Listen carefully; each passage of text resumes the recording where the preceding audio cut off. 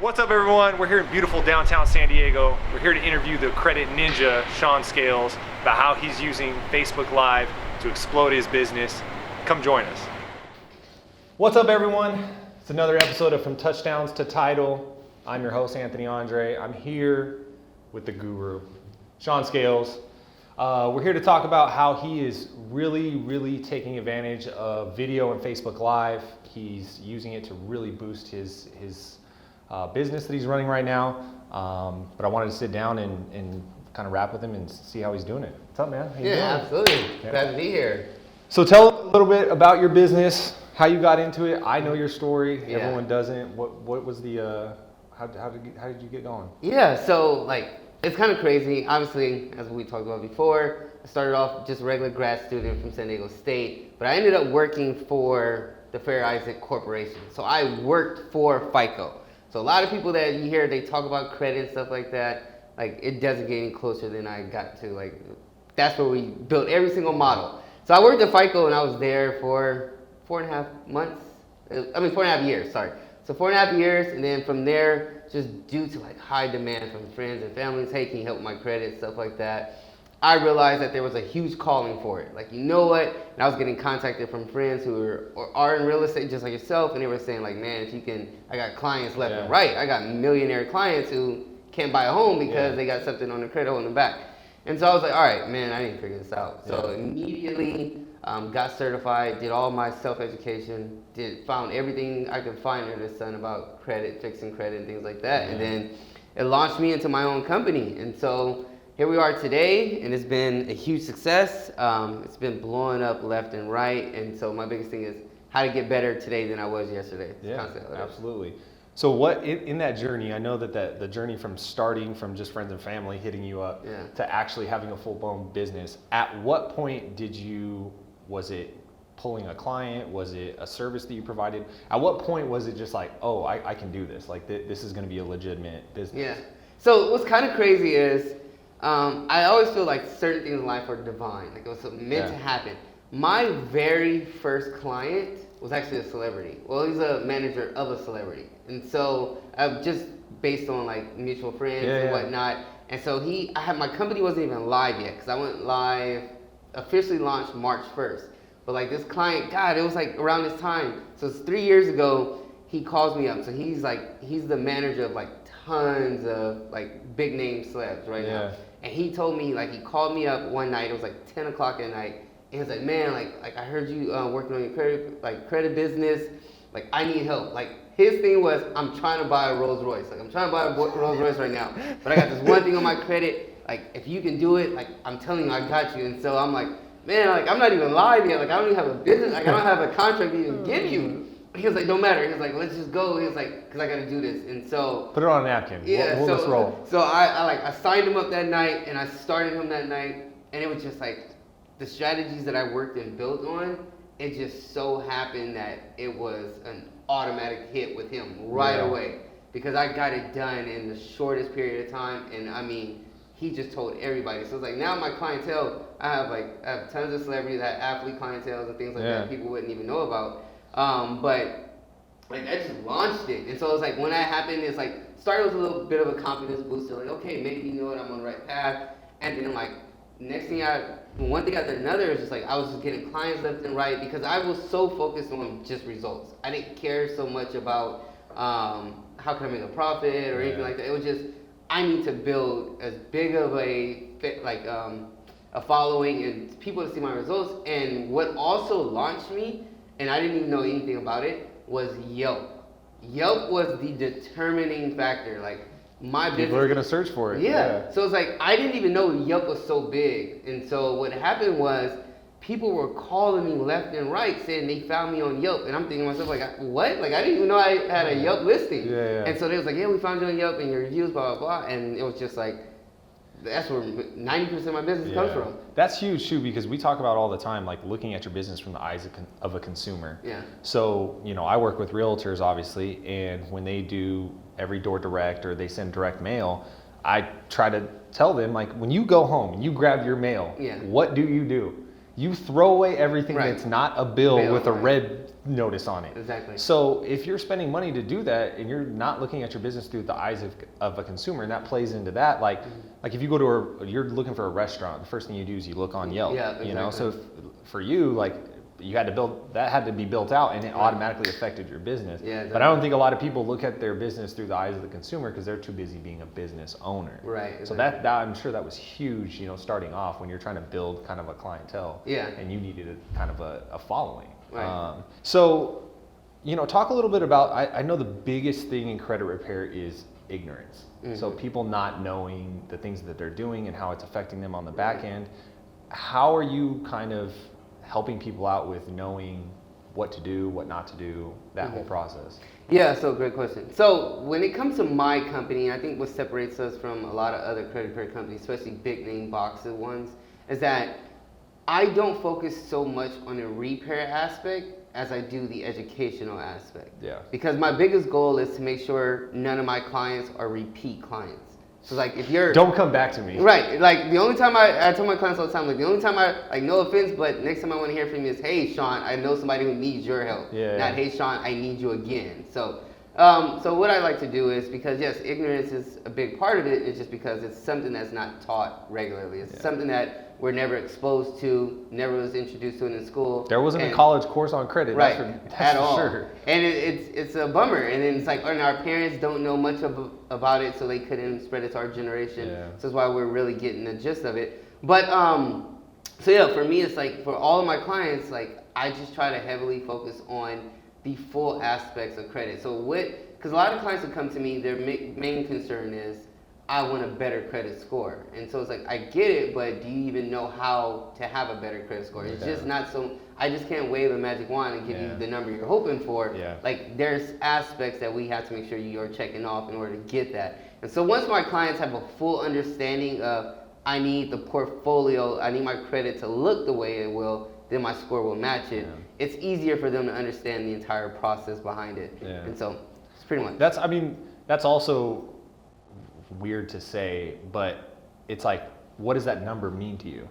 You know, because I think a lot of what you do is looking at their end goal. Like, are we trying to buy a house? Are you just trying to get a better score? Like, because you can really dive into like, so we're trying to buy a house. That's why that's on my credit is a problem. And then you can kind of dive into like, all right, well, what led you to this, all this. So I think the number portion is really where people kind of get themselves bogged down. It's like, no, like, if you educate yourself, you can start knowing how these things are possible. Like, how did you get to a 500 Right, credit score? exactly. Like, instead of just being like, hey, take this off. Like, that's not Right. how it works. Yeah, like, exactly. you know. So for you, your sales process in your business, like, how has it bettered over the years? You know, in terms of automating some stuff. Like, how did that start off? I know a lot of it started off probably with you doing everything. all the manual How work. has that kind of evolved? Yeah, so since then, and pretty much the process that I take my clients through is when a client signs up to me, even from the beginning, the first conversation we have, because as you were talking about scores, is what I like to tell from the clients. The first question I ask them, the very first question, when someone calls my phone and say they want credit repair, my first question is, what is going on with your credit? And I hope they have an answer, because they should know why. But a lot of times I don't even know, I haven't checked my credit, so we gotta figure that out. But I always wanna know what is going on with your credit. And then my second question is, what is your goal? Because from that point, if they have a goal, if they know what they want, I can now tailor this conversation to focus on that. So if it's like, I want a better score, then I know, okay, if you want a better score, why is the reason you want this score, but what is going on with your profile that's hindering you from attaining that score, or whatever it may be. Or if they say, I'm looking to purchase a home, usually those clients have credit established. They know a bit more about credit, but it's something holding them back from this specific number, whether it be, hey, I'm at like a 615, 620, but I have this medical collection that's keeping me from a 640 or whatever it may be. So once I know what a goal is, then it's like I can definitely change that conversation to applying to that client. But how my process has changed over the years, I mean, man, when I was first starting, I was doing everything for my client because that's what also led to my success of today is the customer service aspect. Because like I said, credit repair actually is like the last thing that we do in the sense of how I treat my client. For me, it's customer service, making my client feel that I made a right decision by hiring your company. 2, I'm being educated and informed. I now am growing confidence with you guys. And then 3, I'm actually benefiting from the service you're providing, the credit repair aspect. But initially, I was so fixated on doing everything for my client. Like, I was treating my clients as babies, and part of it was because, one, I didn't know any better, so it was one of those things that I felt I was supposed to do this. Like, how am I going to stand out? And in the sense of it was, I was doing everything other than pulling their ID out of their wallet to take a picture for me. Like, I mean, I was gaining access to every credit report I needed. I would make sure all their letters got mailed.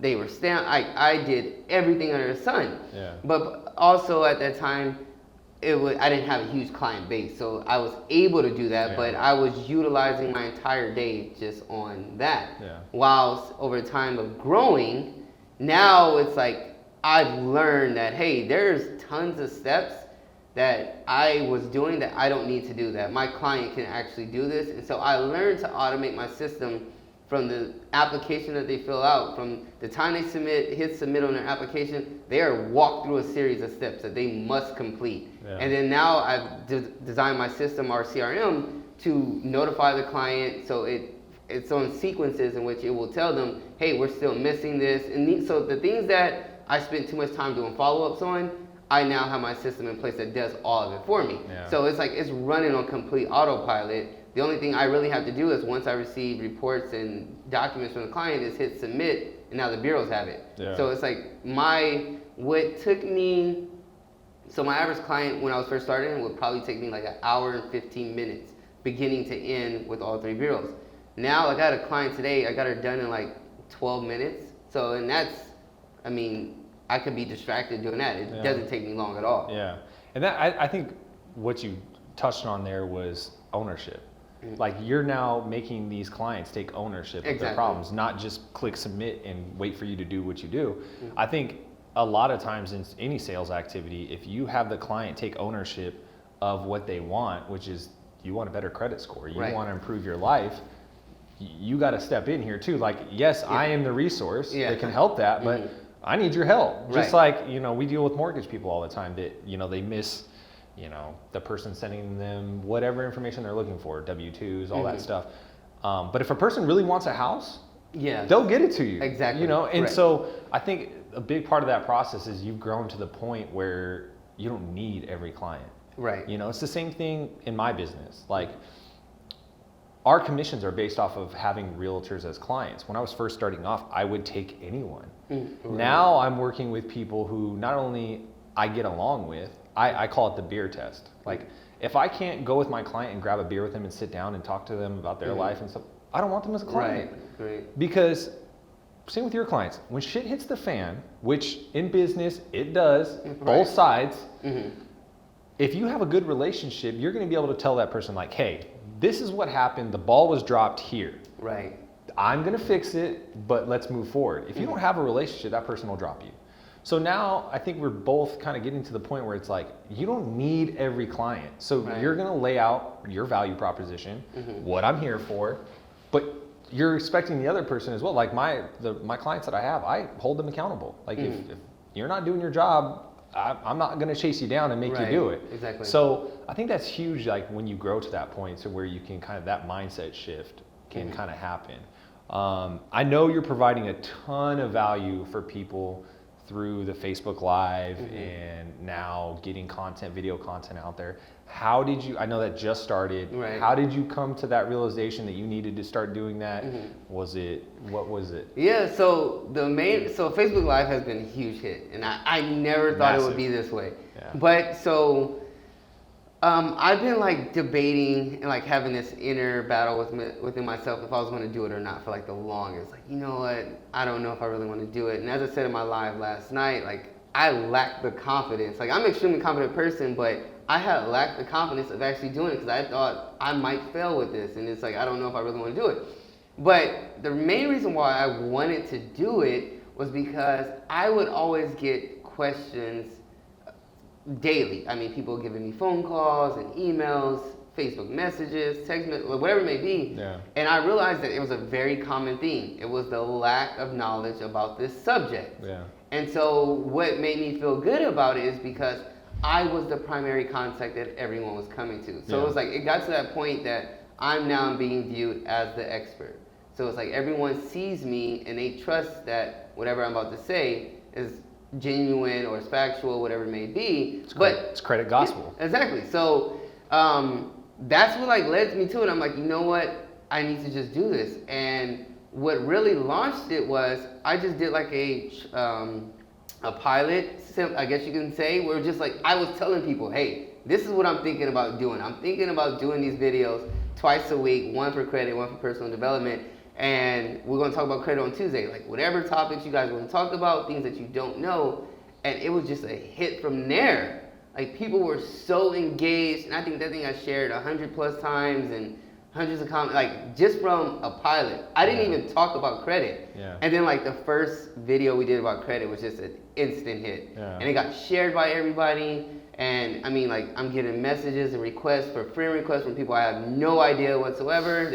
But everyone just wants to watch. And so, but I love it because I know that people are just truly gaining valuable content. And that was like the purpose of it. I came into it with no desire whatsoever onto how can I monetize this. Like it never was one of those things like, all right, so let me see if I can use Facebook to make some money off clients and whatnot. Like, no, what I really wanted to do is, hey, this information is not being given out to the general public. So because I know it, let me be the one to give this information out. And if it leads to, which it has, like our sales have increased significantly since I've been doing it, but it's because I'm not coming across as pitching a product. Yeah. I'm not ever doing a spill on like, let us take care of it, let us do it. Like this is what we do. I barely ever mention my company, but I built that rapport with these people who watch me now that they feel they're not being sold. And so that's the biggest thing. Like, you know what? Like I've watched them for weeks now.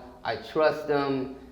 I've talked to my wife about it. We're confident. Like we knew we needed to fix our credit, but it's just so many shiesty people out there. We don't know who to trust. Yeah. And the fact that I've watched you over these past couple weeks, I believe you know what you're talking about. And I've never gotten the impression that you're just trying to get my money. I'm more than willing to give you my business. And so it's just been a huge hit just off that. I think people don't understand, the average person spends 50 minutes a day on social media. Mm-hmm.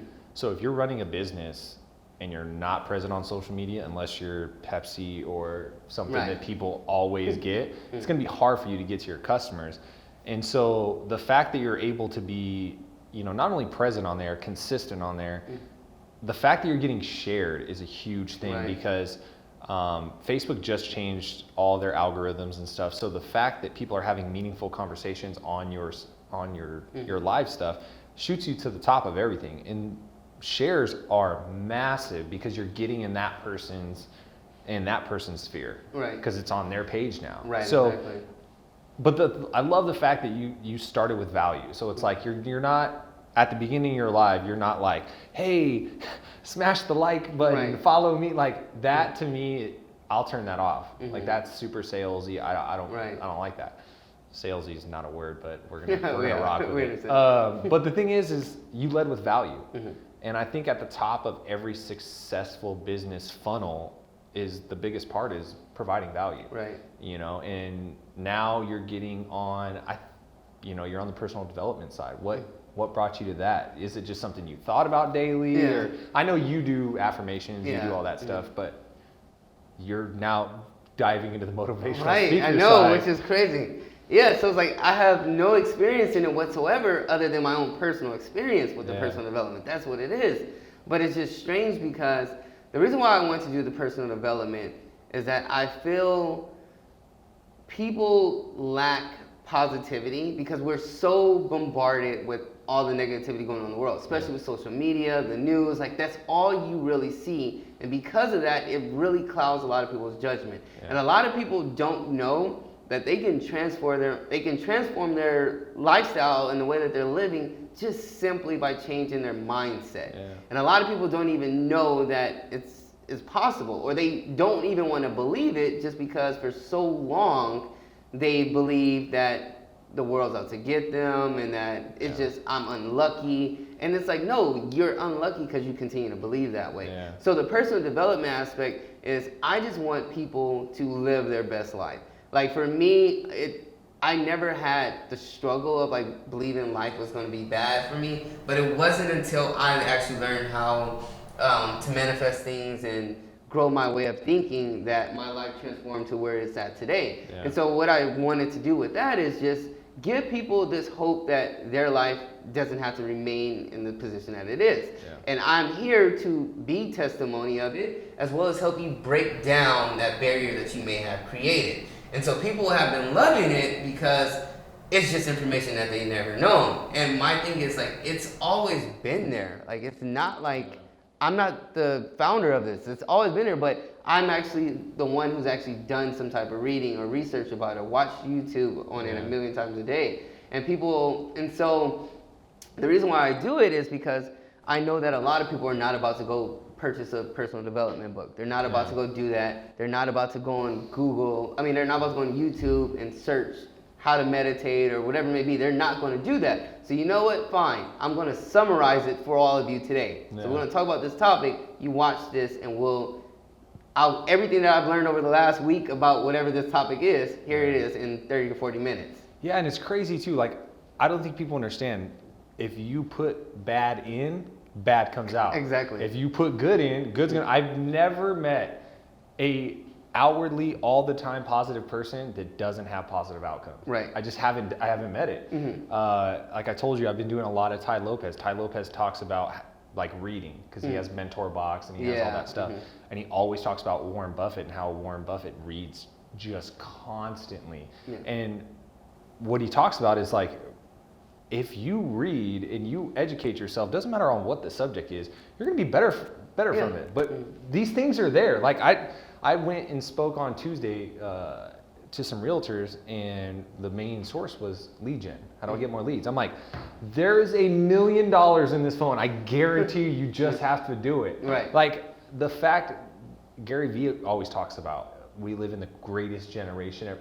You can learn to do anything. Just go on YouTube. Like it doesn't matter what you're trying to do or what kind of business you're trying to start or what kind of capital you're trying to raise. You can go on YouTube and figure it out. Mm-hmm. It's just a lot of the times people just tell themselves that they can't do it or that it can't be done. Mm-hmm. Like, no, there's plenty of stories about people in different circumstances that can make this happen. Right.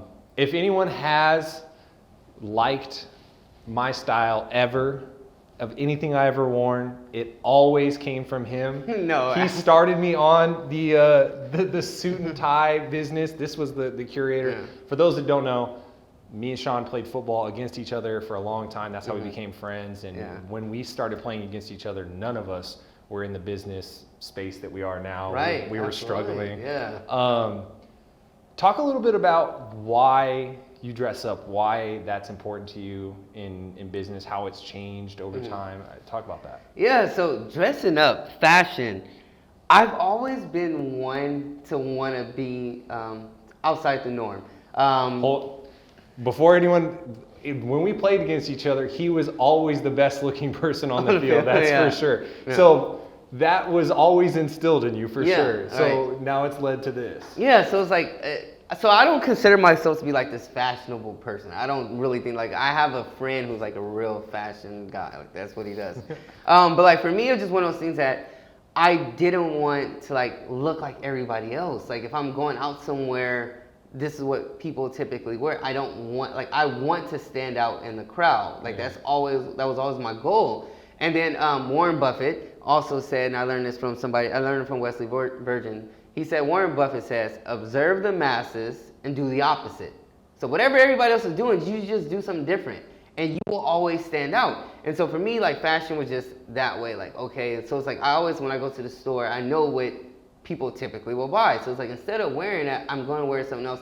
But it also has to come with the confidence. A lot of people, like there's things that I wear, a lot of people won't wear because they fear ridicule. They fear that they're going to be judged. While for me, I don't fear it at all. And because I walk with so much confidence, it then gets praised. Like, God, I can't believe you're actually wearing that type of jacket or that shirt or whatever it may be. And for me, it doesn't bother me. Yeah, because people are like, they're honestly gonna say like, I can't believe he's wearing that, but it's working. Yeah, exactly. It's working. That's how So, it is. Yeah. you know, I know with watching what you were doing when you started off dressing up, I kind of thought the same thing. I was like, fake it till you make it. So when I would meet with realtors, the least of my worries was going to be how I looked. Right. Because I was half the battle, and you know this, is perception.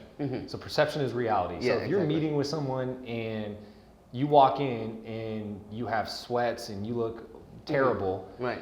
you could be presenting the best information possible, Yeah. but their initial thought is going to be like, this They guy won't take you isn't, serious. yeah, he's Yeah. not going to take it seriously. And it works the other way too. Like if you walk in looking like $1 million, probably someone's going to take you seriously. Then obviously you got to Right. follow with value. So how has that changed with your customers? Do your customers appreciate that when you? Yeah, so it's kind of crazy. So yes, absolutely, I believe perception is reality. Perception is everything. So you always want to look your best. Anytime I'm like, I know I'm about to meet with a client or whatever it may be, like I always want to look presentable and I always want to stand out, leave a lasting impression. I've always believed that you don't get a second chance at a first impression. Yeah. So simple as that. So it's like the first time I meet you, stand out to me.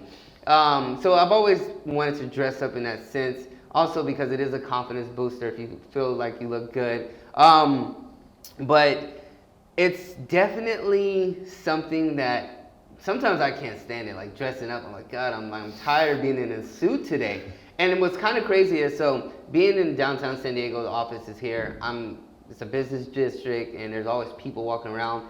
And I mean, I encourage people to dress up, especially again, if you're not in a position that you want to be in, then look that role, as you said, fake it till you make it, because it is part of your manifestation. If you want to become that CEO and you want that lifestyle, whatever it may be, look that way, see yourself in that light, in that image, until it becomes into fruition. But like walking downtown, it's like when I dress up like how I am today, or any day where I'm wearing a suit and things like that, like the praise I get walking down the street is completely different. People look at me differently. Everyone wants to smile. They want to say hello. They may not even talk to me, but they acknowledge me. Yeah. Like it doesn't matter what it could be. I can be somebody who doesn't even have a job, but if I'm dressed up, people will see that and they perceive I'm someone of somewhat of importance. Yeah. Versus there's days like I come to work and I'm just in sweats. Like those are days where it's like I'm tired, like I'm not meeting with anyone, so I'm just gonna come in sweatpants and a sweater,